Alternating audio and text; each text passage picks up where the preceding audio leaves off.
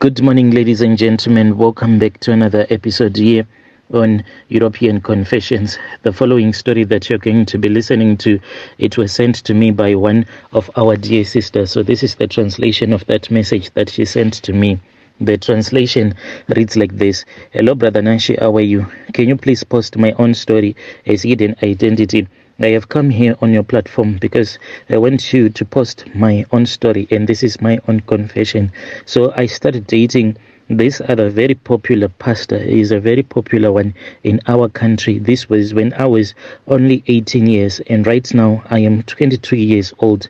So me and him, we have been dating ever since the time that I first went to his church.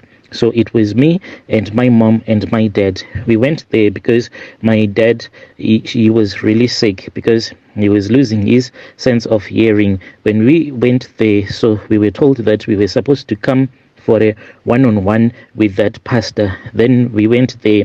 So when the pastor was busy praying for my father, I just thought of opening my eyes. When I opened my eyes, that was when I saw that the pastor, he was busy praying for my father, yet he had his eyes opened and he was looking at me. I looked at him and I looked away, and I looked at him only once, then I looked to the side. But this man, he kept on looking at me. When it came time for us to leave his place, that was when one of his bodyguards came. The bodyguard came and spoke with me and told me that he wanted to have a conversation with me. So me and his bodyguard, we went aside and he pretended as if he wanted to give me a Bible. So I took the Bible and he said, open it up.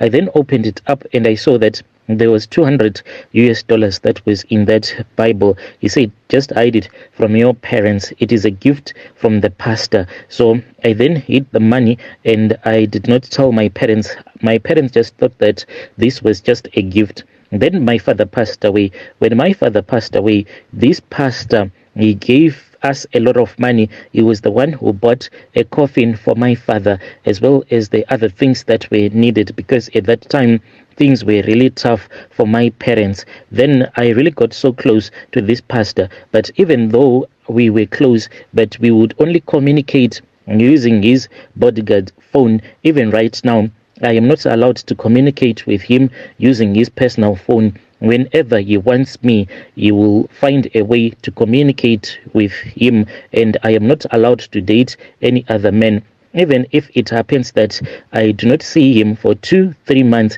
it does not matter. I have to wait for him. My mom right now, she thinks that I am working in Bulawayo because he said that I should move out of Harare, and he started renting for me at this other house in Bulawayo. So people do not even know that I am dating this pastor, because whenever he comes to visit me, then he always spend all that time locked up in my house. We don't go out and we are not supposed to be seen together. Everything that we do, we always do it in secret, unless if we go to another country where people do not know him. That is when we can be together in the open. So when I started dating him, this guy, he called me to his office and he said that he wanted to pray for me. So I went there and he said that in me, he had seen that I had some marine spirit. And indeed, I saw that this man, he was a true man of God. At that time, I did not know that he was also an occultist, because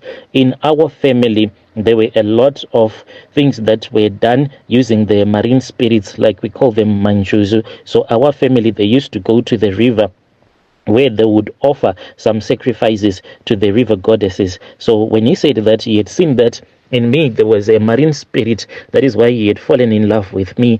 And at that time when he was speaking with me, he made me to feel really bad, because he was saying that the marine spirit that is in you, young girl, it is the one that makes you to be so attractive like that. Are you not scared to walk alone? I said, why must I be afraid to walk alone? He said that with the way that you are very attractive, I am scared that one day a man is going to rape you. So I really felt so bad about it, and I said, what am I supposed to do, man of God? I do not want to have this marine spirit, because he was like, do you know that people that have the marine spirit, or Manjuzu, the river goddesses, they can't get married? And I was really scared, because at that time I was dating this other guy, and he said that, well, the guy, if you continue dating him, maybe he's going to die. So he said that we were supposed to pray. We then went on a fasting period, and he said that I should not tell even my friends, even my parents, about this fasting period that we were on. So we fasted, me and him, for 7 days, and I was fasting like day and night until I was feeling like faint, because I was only drinking water. And then he said that we were supposed to go and break the fast. So we went to this other hotel. When we went to that hotel, I was not myself, because I had not eaten anything for several days. And then there was there was food that came to our room. Then he said, let us eat. But before we had eaten anything, he then offered me a glass of wine. But this wine that he gave me, it was thick, too thick, and it even smelled like blood. But I just took that wine and I started drinking and drinking, because I was really dehydrated. This fasting period that we were on, he said that I was only supposed to wake up at 12 a.m. and after I would have woken up, what I was supposed to do was to drink only water, no food, no solid foods. I was just surviving on water. So you can just imagine the way that I was dehydrated. So when I drank that wine, that was when I woke. So when I drank that wine, that was when I got up from where I was sitting. Then I started dancing. But the way that I was dancing, it was as if I was trying to imitate a snake. And he started praying. He prayed for me, my brother. And the more that he prayed for me, the more that I felt like I was being possessed by a snake or a demon. Then I threw him onto the bed and I climbed on top of him and I started to strip myself naked. And he said that I am powerless. You have overpowered me. Then I forced him to sleep with me. But this man, when he said that I was forcing him to sleep with me, this was just a lie. This was just part of a ritual. He is an occultic prophet. After we had slept together, he said that I should never reveal this to anyone. So we slept together and I fell pregnant. When I fell pregnant, he then took me to Victoria Falls. He said that we were supposed to go and celebrate, but my brother, he had lied to me, because there in Victoria Falls, what he had done is that he had spoken with these other traditional healers. He has a lot of them. I don't want to lie to you. He has like more than 20 witch doctors that he uses. Like if he sees that the charms that he has been given, they are not working, then he will go to another traditional healer. And each and every time when I am with him, he is always on the phone speaking with a traditional healer and gossiping about her and gossiping about most of his church congregants, because he always wants to know what are they thinking about him and what are people writing about him on social media. So he is always communicating with those traditional healers. We went there. That was when this other man came. When this man walked into our room, I was really surprised, because when that man walked into the room where we were booked in at that hotel, I was surprised. But this man, he was carrying like a bag, a heavy bag. Then he started taking out the charms and they made me to lie down on this other reed mat. And then he started to do his occultic ritual. My brother, I then had a miscarriage.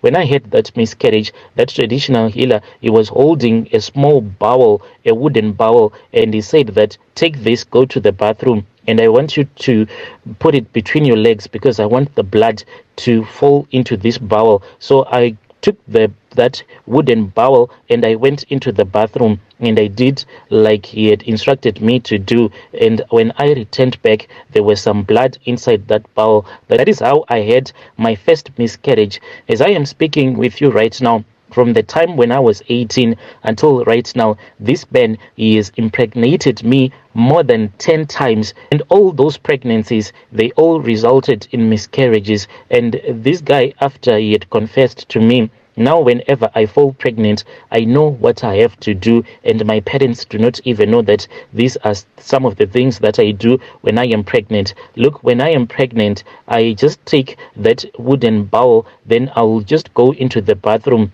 and I'll just place it between my legs so that at least some blood can fall into that bowl. And the moment that I tell him that I am having the moment that I tell him that I am having a miscarriage, even if it means that he is busy preaching, he can even stop during the service and he will start to drive to Bulawayo so that he can collect this blood. What he uses this blood, I don't even know. Me and this guy, we have gone to a lot of countries. There was even this other trip when he was invited to South Africa. So when they went there, it was the wife and his hosting team and some guys for the praise and worship. But what they did not know was that when they were on that plane, I was also with them. The wife does not even know that I am dating her husband. So at the same hotel where they were staying, that was the same hotel that I was also staying. Here and there, he would come and we will sleep together. This guy also, whenever I am with him, when he comes to my place, I know that I have to buy a lot of red candles. Like when I am with him, I have to light a candle when it is dark. I switch off the light, then we use the candle throughout the night. We will be using those red thick candles. So even when we were at that hotel, he told me to go and buy some candles. So I then went to this other shop where I bought those red candles that we were using. Yo, dear listeners, right there was a message that was sent to me by our sister right there. That was the translation of that message. Strange things do happen in this world. She then sent a message and she said that this man, what he made me to do, he made me to eat his own poo. This was after he had traveled to see his spiritual father in Nigeria. When he came back, he said, please, can you come and pick me up at the airport? So I drove from Bulawayo and I stayed with my parents whilst I was waiting for him. When he told me that he was at the airport, I went and I picked him. This was the first time that he was traveling alone without his bodyguards. We then went to this other house of his, which is also there in Harare. When we went there, he complained of a stomach ache. He then went to the bathroom. Later on, he called me. I went there and I said, why don't you use an air freshener? Because it was like really smelly and he had not yet flushed the toilet. And he said that, do you love me? And I said, with all the sacrifices that I have done for you, with all the babies that I have lost, how can you question my love, the love that I have for you? He said, please help me to complete this ritual. So when he had gone to Nigeria to speak with his spiritual father,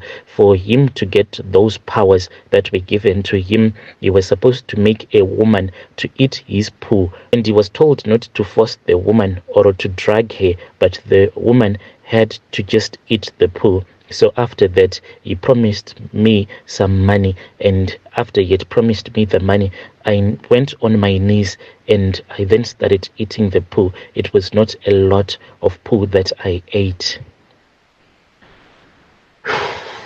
Dear listeners, right there was a message that was sent to me by our dear sister right there. Strange things do happen in this world.